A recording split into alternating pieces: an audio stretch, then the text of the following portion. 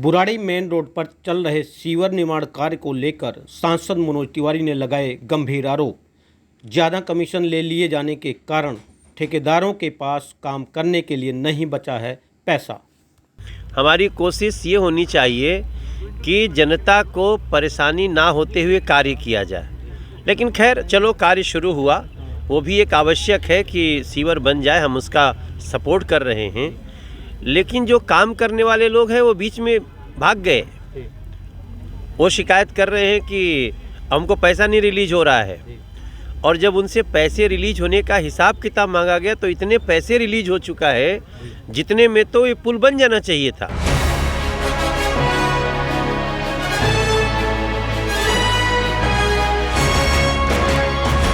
Bharatiya Janata party के कर्मठ कार्यकर्ता दीपक कुमार त्यागी द्वारा नियुक्त पदाधिकारी के सम्मान में एक कार्यक्रम का आयोजन बुराड़ी थाने के पास स्थित उनके कार्यालय में किया गया।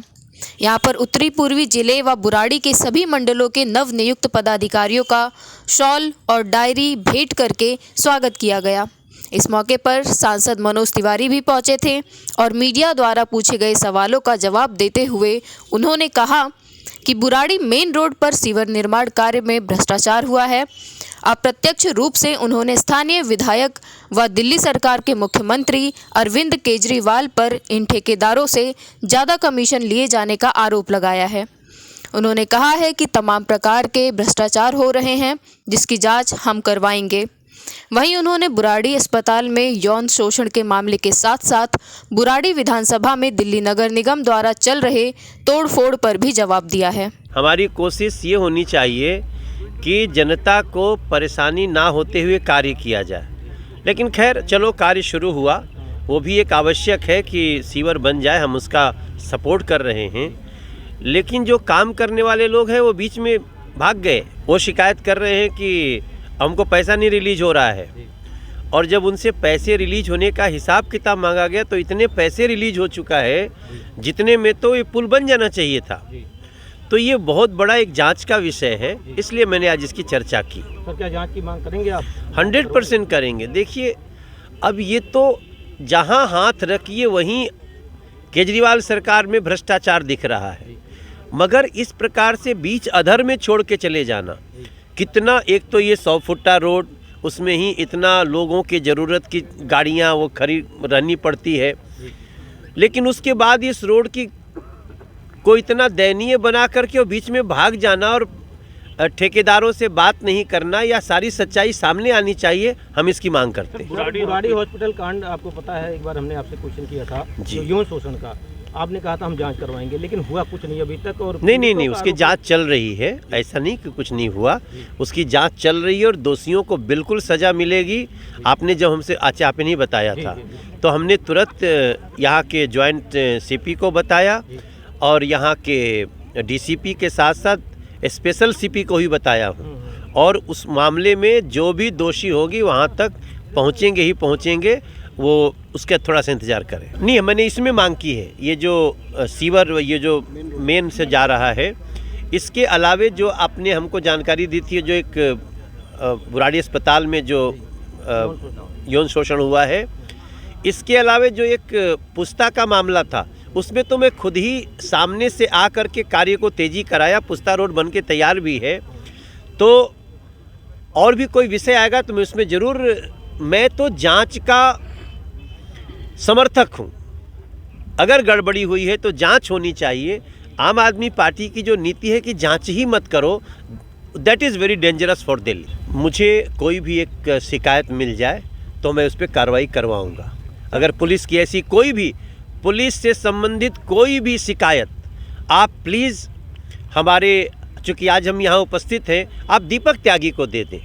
दीपक त्यागी के फंक्शन में मिले हैं, और दीपक आप दीजिए, हम किसी को भी, कोई दोषी को बख्शेंगे नहीं। 1100 जगहों को चिन्हित किया गया है जो इलीगल कंस्ट्रक्शन हो रहे हैं कृषि भूमि पर। देखिए, वो तो हमने भी पहले प्रार्थना किया है कि जो घर बन गया है अब उसको छूना नहीं है।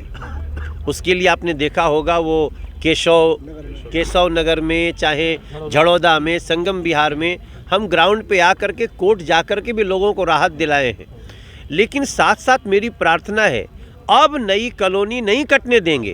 लेकिन जिन्होंने घर बना लिया उनको बिजली का कनेक्शन नहीं मिल रहा है, ये बहुत नहीं, अगर घर बन गया है और बिजली कनेक्शन नहीं मिल रहा है तो वो हमको संपर्क करें, हमारे लोगों को, हम उनको संपर्क दिलाएं।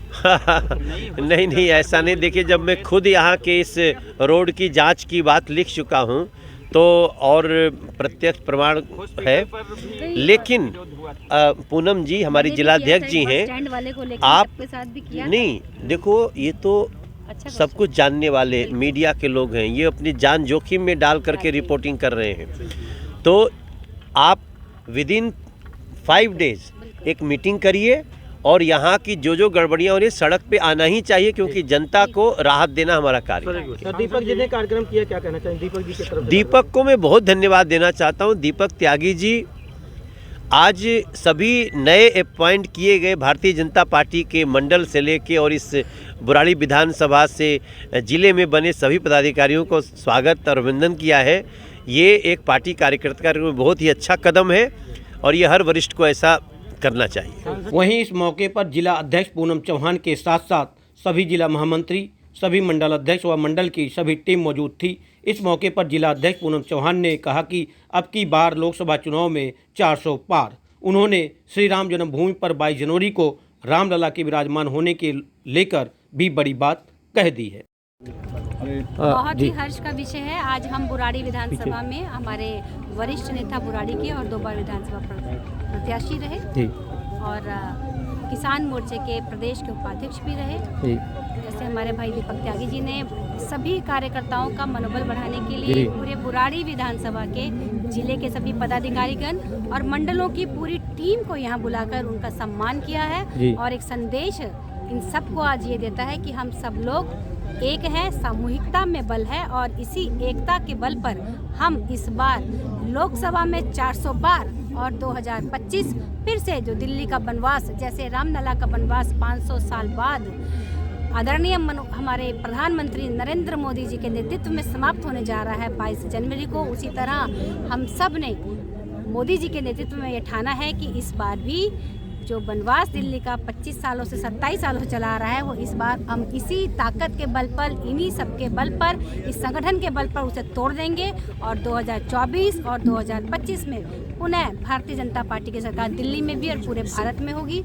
और 400 पार का नारा लेकर अभी आपने देखा ये क्षेत्र गुंजायमान होगा। यह स्वागत समारोह भाजपा नेता दीपक कुमार त्यागी द्वारा किया गया था, जहां पर सभी पदाधिकारियों का स्वागत बड़े ही शानदार तरीके से किया गया।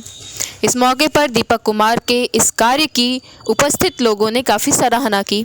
वहीं मनोज तिवारी ने भी दीपक कुमार के स्वागत समारोह को लेकर उनकी तारीफ की और उपस्थित अन्य पदाधिकारियों से भी कहा कि इस प्रकार के कार्यक्रम ज़्यादा से ज़्यादा किए जाएं ताकि पदाधिकारियों एवं कार्यकर्ताओं का मनोबल बढ़ा रहे। बीजेपी और 22 जनवरी को जो होने वाला है उसके लिए दोनों हाथ उठा के बोलिएगा, सियावर रामचंद्र की जय। पवन